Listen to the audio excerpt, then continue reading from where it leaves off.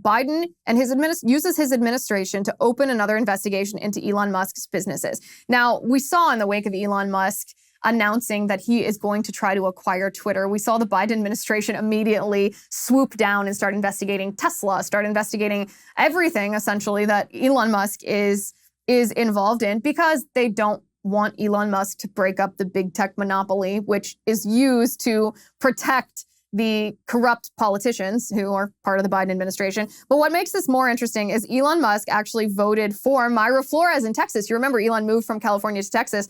And this is what he tweeted. He said, "I voted for Mayra Flores, first time I ever voted Republican. Massive red wave in 2022.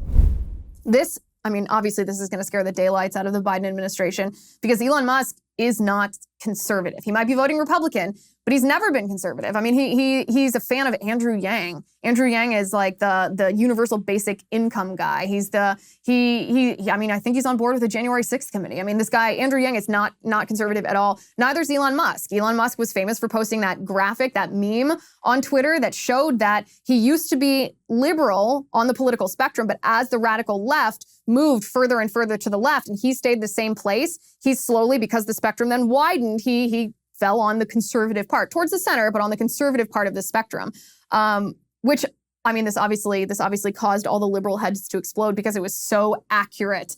It's such an accurate picture of what's happened in our political culture in the last decade, since the Obama administration, and then through the Trump administration, and now through the Obama, then Trump, and now in the Biden administration. And after Elon tweeted that he voted for Mayra Flores, he then was asked, "Who are you going to vote for? Who's your favorite candidate in 2024 for president?" This is where he mentioned that I supported Yang last time, Elon said, but DeSantis has a better chance of winning. Again, liberal heads are going to explode. And what's the response here from the Biden administration? Well, they immediately announced another investigation into Elon Musk's businesses. Now, was it a result of this tweet?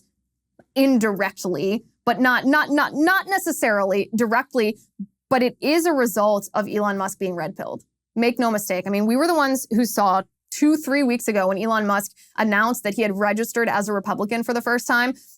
The very next day, there were all these allegations of sexual harassment, sexual misconduct, I don't know if it rose to sexual assault against Elon Musk, these non-credible allegations. And it was like, well, of course, right? As soon as Elon Musk criticizes big tech, the New York Times paints him as a racist, even though he's not. And then when he says he's voting Republican, all of a sudden we get these Kavanaugh allegations against him. The Democrats' playbook is evil, but the good news is that it's very predictable. And if you handle the predictable assaults correctly, then, you can get rid of them like Elon Musk did.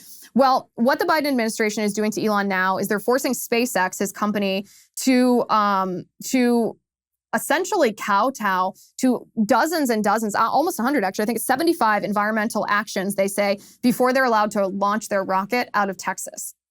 So he has to jump through all these hoops before he's allowed to, do what he wants to do what he's innovating, this development, this creativity that he's bringing to life with SpaceX. So some of the examples of some of the things that the Biden administration is forcing Elon to do before Elon's allowed to launch a rocket is Elon has to donate money every year, $5,000 every year, to an ocelot refuge. Yes, you heard that correct. Now, you might be thinking, what is the connection between launching a rocket in Texas and donating money to an ocelot refuge? And the answer is nothing. There is no correlation whatsoever. The rocket's not hurting an ocelot, but the radical left in the Biden administration is trying to squeeze Elon Musk for money, knowing that they will get it if they put these hurdles in front of him, because he really wants to launch this rocket. I'm not blaming Elon for doing these things.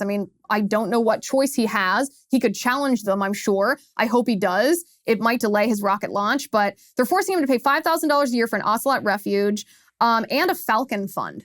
He also has to donate to a Falcon fund, and they're forcing him to operate a shuttle from a parking lot to the launch site to reduce the traffic, they said, in Texas. Yeah, have you ever driven in Houston? Yeah, anybody who's ever driven in Houston knows that the federal government is full of it if they claim to care about traffic in Houston. Traffic in Houston is a nightmare. The Biden administration is forcing Elon Musk and SpaceX to write a historical report on the Boca Chica geographic. what are we in grade school? Is this like going up to the whiteboard and writing, I will not do this ever again. I will not do this ever again. Is that what they're doing to Elon Musk? I will not say I'm a Republican ever again. I will not praise DeSantis ever again. This is, it's so vindictive. It's so petty. A report on this geographic. He also has to produce signs, 5 interpretive signs describing the history and significance of the area. And then he has to fund educational outreach. So what the Biden administration is doing is they are forcing him to not only present and vocalize their propaganda with physical signs, they're then saying, well, now you have to teach it to children. Now you have to indoctrinate children in this, or you're not allowed to launch your rocket. This is very important. You're not allowed to launch your rocket until you do this. It's totally bananas. It's totally nuts. And make no mistake, it is correlated to Elon Musk's politics.